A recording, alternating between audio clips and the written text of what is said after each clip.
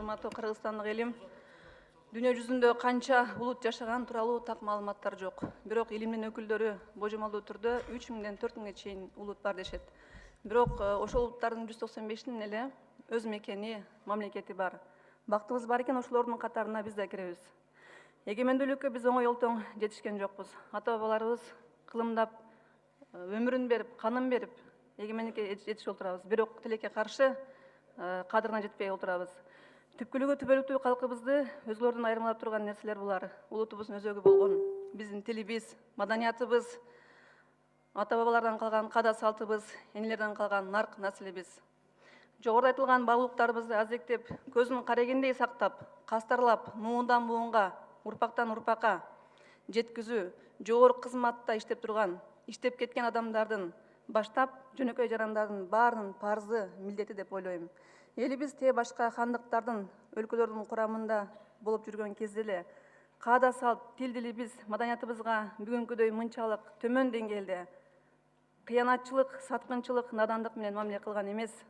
Мамлекетибиз экономикалык өнүгүүнүн туу чокусуна жетип, күндө космоско бирден корабль учурчу, илимий техниканын жетишкендиктерин өзөшүрүп, демократияны толук орнотуп, бүт айылдар жоюлуп, шаарга айланып, элдин баары мырк эмес шаардык болуп калган күндө да глобализациянын тескери көрүнүштөрүнө туруштук берип, улутубуздун баалуулуктарын жүрөгүбүзгө бекем сактап, жазылбаган, каныбызга сиңген улуттук каада салтыбызды аткарып жашоону үйрөнүшүбүз зарыл.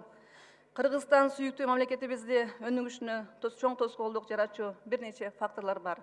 Аларды баарыбыз билебиз. Айта кетсек, түндүк түштүк, урук уруу, трайбализм факторлору. Булар аз келген сепеми, шаардык, айылдык факторду жарыялап тургандар абдан туура эмес кылып жатышат. Бизге батыш чыгыш элинин жана башка элдин маданиятын таңуулагандын кереги жок, токтотушубуз керек. Өзгөчө ушул парламентте турган кээ бир коллегаларыма кайрылат элем. Зордук зомбулук көйгөйүн баарыбыз тон терибиз менен сезип, билип, көрүп, күрөшүп келе жатабыз. Өзүбүздүн улуттук баалуулуктар, элдик педагогика менен биздин маданиятка теңирден тескери эмес ыкмаларды колдоо менен күрөшсөк болот да. Кийимсиз аялдардын жогорку искусствосун баары түшүнөт.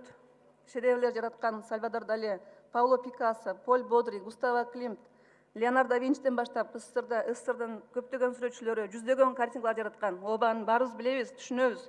Бирок биз жакшы түшүнүп коюшубуз керек. Булар бизге жат көрүнүш, элибиздин маданиятына такыр дал келбейт. Жалпыбыз маданиятыбыздын, баалуулуктарыбыздын жоголуп кетпес үчүн жапа тырмак аракет кылышыбыз керек.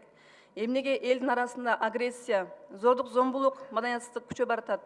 Себеби биз улутубуздун үчүн жоготуп коюу коркунуч турат. Адамды адептүүлүккө тарбиялабай туруп, жөн гана билимге сугаруу, коомго коркунучтуу бирөөнү кошуу менен барабар деп айткан Теодор Рузвельт. Ошондуктан улуттук идеологиябызды жандандырып, элдик педагогика, улуттук баалуулуктарды негиз кылып тарбиялоону күчөтүшүбүз керек. Маданият министрлиги, билим берүү министрлиги, дагы тиешелүү ведомстволор, парламент чогуу иш алып барып, тарбия, адеп, акылактын оңдоо иштерин бала бакча, мектеп, жогорку окуу жайлардан баштап программа катары киргизишибиз керек. Жалпы эле Орто Азия эл үчүн ыплас, айбирсиздик деп эсептелинген жылаңач аялдардын көргөзмөсүн маданиятыбыздын туу чокусунда музейде уюштуруп, бир эле музейдин директорунун күнөөсү эмес, маданият министрлигинин так ушул улутубуздун өзгөчөлүгүн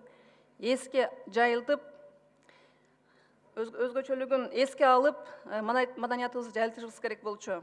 Ошондуктан мен ойлойм, бул жерде маданият министринин дагы күнөөсү бар. Өкмөт ошонун жазасын карасын. Маданият министрлиги так ушул улутубуздун өзгөчөлүгүн элге жайылтып, маданиятын өстүрүү, жайылтуу негизги миссиясы. Мейли мындай көргөзмөлөр эс алуу жайларда же башка жеке менчик мекемелерде болсо бир жөн эле. Биздин элибиздин тили, маданияты, каада салт, үрп адатын ата-бабаларыбыз бизге аманат, мурас кылып, урпактарга калтыргыла деп өзүнүн жанын берип, канын төгүп күрөшүп сактап келген. Биз болсо эгемендүүлүккө ээ болуп туруп, кыянчылык, чыккынчылык кылганды токтотолу, урматтуу